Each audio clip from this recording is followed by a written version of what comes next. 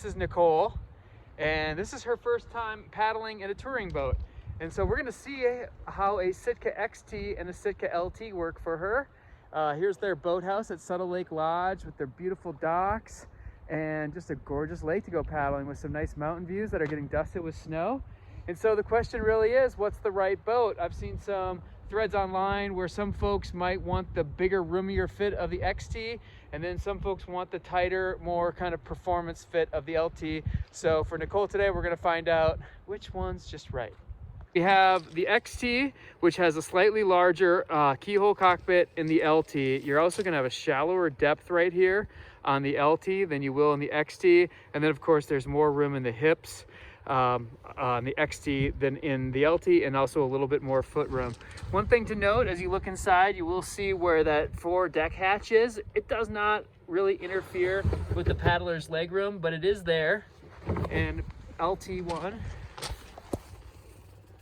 is right there. So your feet go past it, and really it's not a problem, and gives you all the convenience of having all your gear right in front of you, easy access. And you can kind of put it a little bit like right there. See how it, and this is going to help brace you when you get in.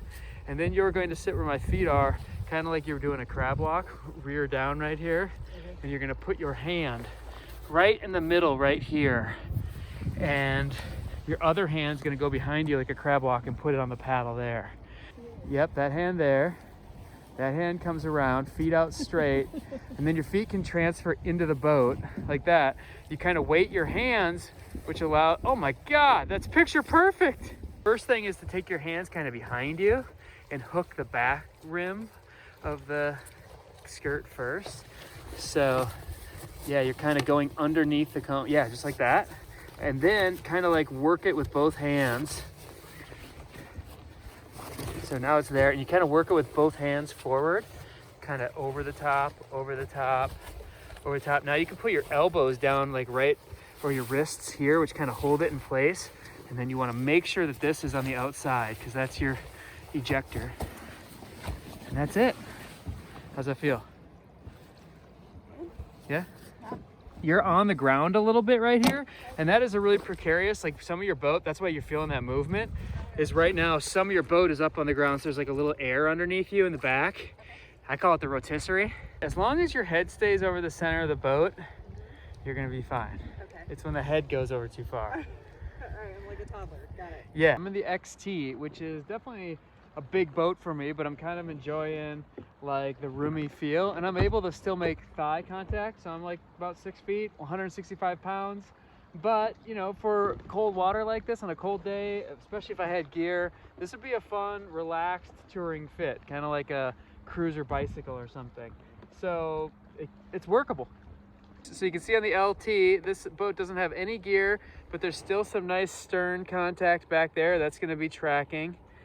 And you know, but the bow is still up and a little bit loose, so there definitely would be capacity for gear hauling here, and just a nice lake for these boats.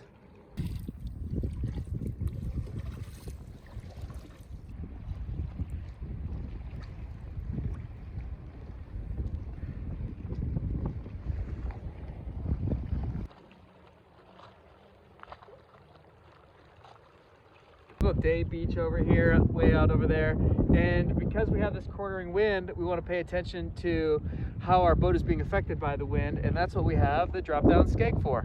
So right now we have our skegs all the way down, and that's creating such a firm hold on our stern that our bows are blowing downwind. So what Nicole and I are going to do is just kind of put our skegs at halfway down, and that right there is like my lever is right about here. And you can already see her boat kind of starting to correct off toward that beach, and that should make our paddling a little easier. Let's go! Nicole is paddling at a nice, easy cadence and effort. And I think sometimes in weather like this, you have to be a little more careful and not overexert your force and end up tripping over your paddle. This is a typical kind of little wind landing here.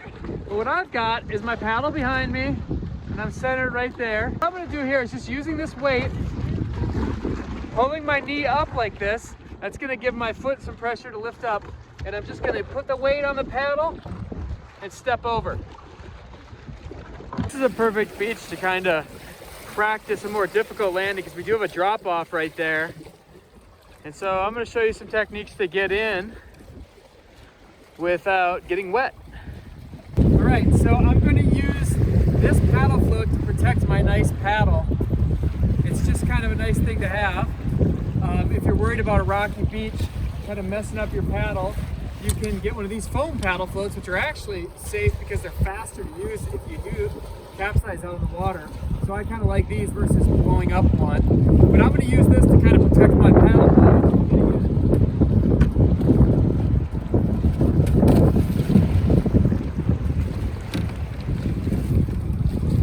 Now my paddle blade's not on the water or on the rocks. I do the same thing, putting my weight on my hands, sliding in, because there is kind of waves. Possibly, instead of putting my skirt on right here, I might, if I feel comfortable, I might just paddle away a little bit. Now here's a common one that we see people do on a beach like this. They come up, and instead of turning sideways, they run their boat up on a beach. This is called the rotisserie, because now there's air underneath here, and it's a really easy way to fall in. So while you might think that this is a great position, your friend can pull you up, there's a spot right here where I'm really exposed. So instead, I'm gonna pull up and go sideways and not be totally scared to getting my ankles wet a little bit. The downside, of course, of turning sideways is I'm gonna have a little bit of waves crashing against me, but I got the skirt on. Now I'm in a spot. Not gonna worry about my paddle too much. But if I was, I could take that paddle float, put it underneath just real quick. Make sure you get your skirt unhooked. And now I can step up and out. So Nicole's like about 5'8", and one thing I just wanted to point out is that the foot braces are as far up as they can come. We could get a little more room by pushing the seat up, but of course that does change performance a little bit.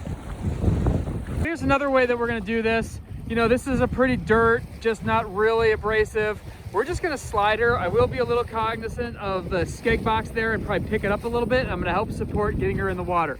So here we go. Get that paddle ready. It's gonna tip a little bit. I lifted up at that last second and helped her out. All right, so she's gonna paddle here away from us, but we can see that in this boat, she's got a lot more stern out of the water. She'll probably get pushed around by the wind a little bit more.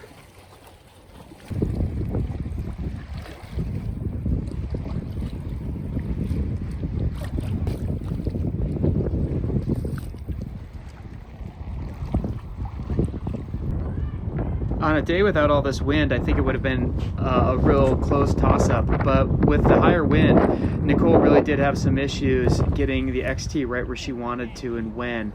It's just a lot of freeboard for her to push around, and once the wind grabbed the boat, she was in kind of a losing battle.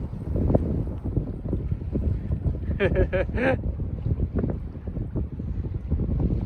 feel like the smaller boat is easier for me to control at this point, which maybe doesn't make sense because it's smaller. No, it's that, well, and it felt more, I mean, easier to paddle, maybe? Yeah. And you were stable enough? You were plenty stable enough? Yeah, I thought so. Like the wider boat didn't give you more stability? Not necessarily.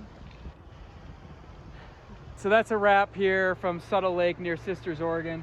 There's a great creek that runs right along their lodge. There's a day use area if you just want to paddle for the day, or make a night of it, hang out at the lodge, and enjoy all the amenities there. So thanks for checking it out, and I hope this helped you guys and found it a good time on the water with us. This is something I'm learning about for the first time, is Coke and peanuts. Yeah. All right, so let's go.